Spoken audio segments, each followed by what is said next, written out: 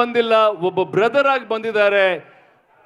ತುಂಬಾ ಇಷ್ಟಪಡುವಂತ ಒಬ್ಬ ಬ್ರದರ್ ಆಗಿ ಬಂದಿದ್ದಾರೆ. Shivanna, over to you Shivanna.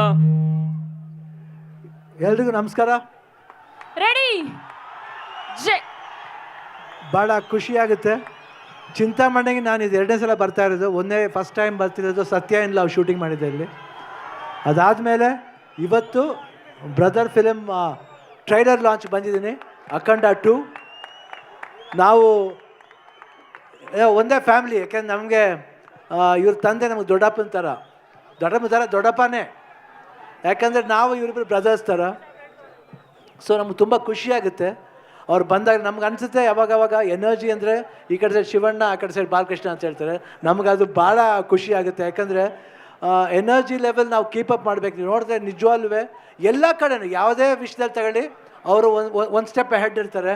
Fight ಆಗಲಿ, ಡ್ಯಾನ್ಸ್ ಆಗಲಿ, ಇಲ್ಲ ಡೈಲಾಗ್ಸ್ ಆಗಲಿ, ಪೊಲಿಟಿಕ್ಸ್ ಸೈಡ್ ಬಂದರೆ ಪಾಲಿಟಿಕ್ಸ್ ಸರ್, ಎಲ್ಲ ಕಡೆನೂ ಅವರು ಒಂದು ಜೋಶ್ ಇದೆಯಲ್ಲ, ಅದು ತುಂಬ ಖುಷಿ ಕೊಡುತ್ತೆ. ನಮಗೆ ತುಂಬ ಖುಷಿಯಾಗುತ್ತೆ ಅವ್ರ ಫಂಕ್ಷನ್ ಬರಬೇಕು ಅಂದರೆ.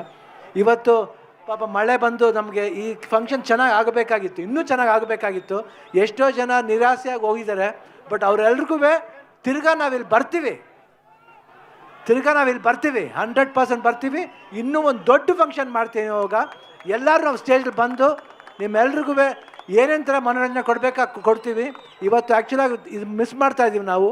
ಈ ಕ್ರೌಡ್ ಇನ್ನೂ ವೆಯ್ಟ್ ಮಾಡ್ತಿದ್ದೀರ ಅಂದರೆ ನಿಜವಾಗ್ಲೂ ನಿಮ್ಮಿಂದ ನಾವು ಇವಾಗ ನೋಡಿ ಮಳೆನೂ ನಿಂತೋಯ್ತು ಇವಾಗ. ಸೊ ನಮಗೆ ಭಾಳ ಖುಷಿಯಾಗುತ್ತೆ. ನಿಮ್ಮ ಪ್ರೀತಿ ವಿಶ್ವಾಸ ಯಾವಾಗಲೂ ಹೀಗೆ ಇರಲಿ ಕಲಾವಿದರ ಮೇಲೆ ಅಂತ ಕೇಳಿಕೊಂಡು ನಾನು ಮಾತನ್ನ ಮುಗಿಸ್ತೀನಿ. ಜೈ ಹಿಂದ್, ಜೈ ಕರ್ನಾಟಕ ಮಾತೆ. ಟ್ರೈಲರ್ ಲಾಂಚ್ ಅಖಂಡ 2.